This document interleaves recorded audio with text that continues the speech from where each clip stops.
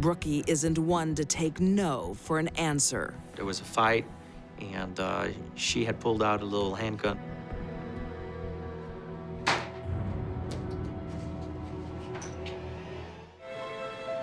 Caring for the elderly takes patience and kindness, attributes that 46-year-old Brookie Lee West lacks.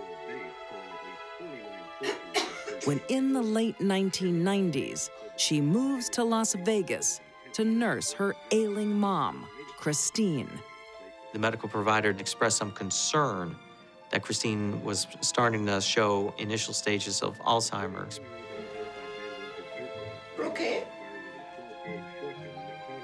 But her mother's plight doesn't soften Brookie's heart. Brookie, would you pass me my medicine? I'm watching, Ma. The relationship between Brookie and her mother was kind of a tortured history. I have to do everything for you.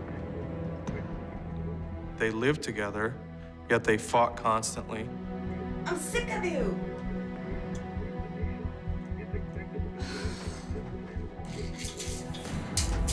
Brookie's a tough cookie, just like Mom. She was from a very troubled background. Was extremely dysfunctional. It's just not right for those colored folk to mix. Her father, Leroy, indoctrinates young Brookie and her brother with hate. He was a Satanist and dabbled in witchcraft and was also a white supremacist, pure hatred. Role models that present that type of lifestyle to any child, eventually you're going to soak up. Mom, Christine, who should protect Brookie and her brother, Mom, you in there? is busy with another interest. The man she was having an affair with in rural Texas was promising her the world. I'm really hungry. You kids get lost. I told you I'm busy. And telling her that he was going to give Christine a new life. Should we stop? Do you want to stop? But the affair ends badly. She pulled a shotgun out and shot the man at point-blank range.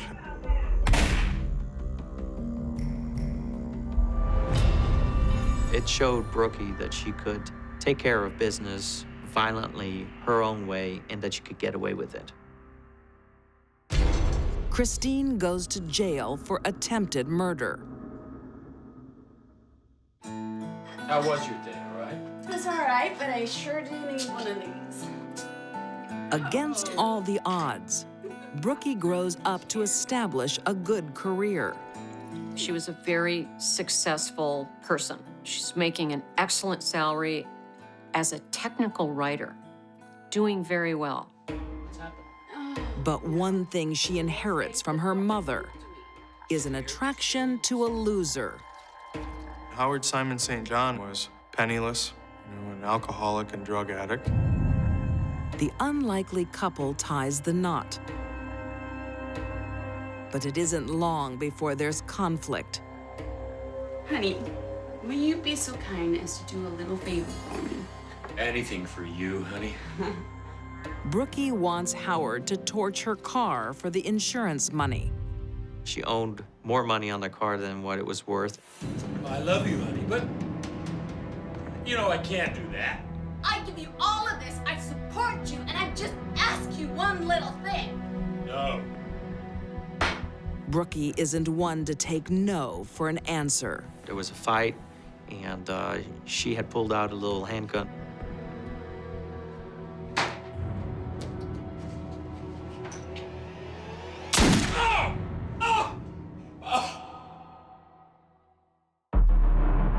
Howard's lucky to be alive. The bullet grazes his neck. Police investigate, but no charges are filed. Brookie convinces them it's a case of self-defense.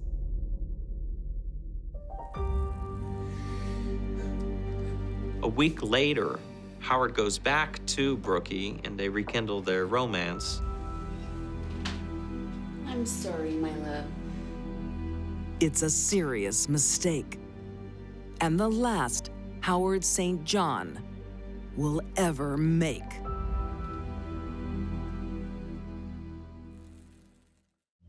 On June 6, 1994, his body is found lying in a national forest in California.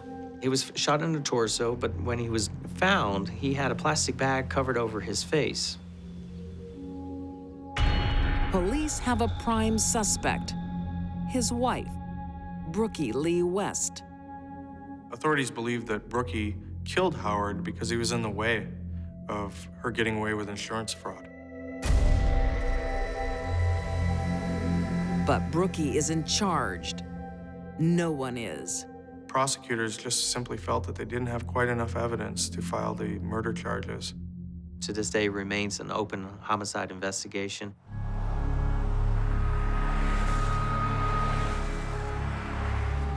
Brookie leaves the controversy behind and moves to Las Vegas to be with her sick mom. Brookie, can you help me, please?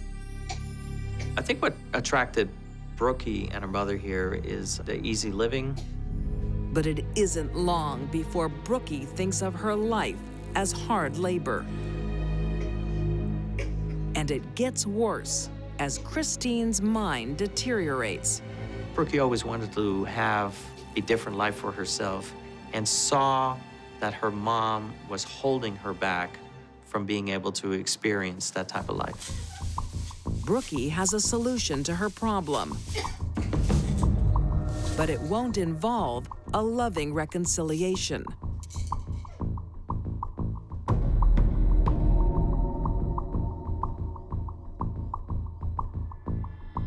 When Christine Smith was last seen alive, the neighbor said that she appeared to be in somewhat of a tired, lethargic state.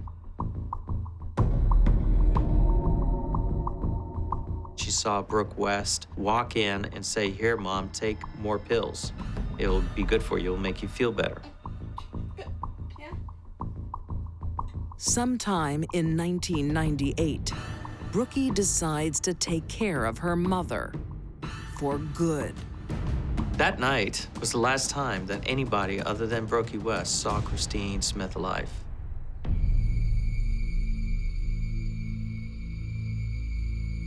Christine, who raises her daughter to believe violence solves problems, has raised her own killer.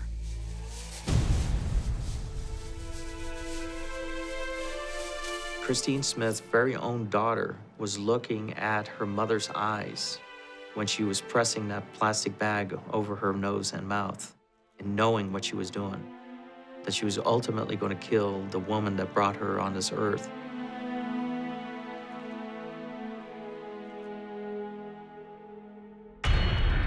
Brookie is prepared. She has a garbage can ready, but she doesn't dump Mom. She stores her.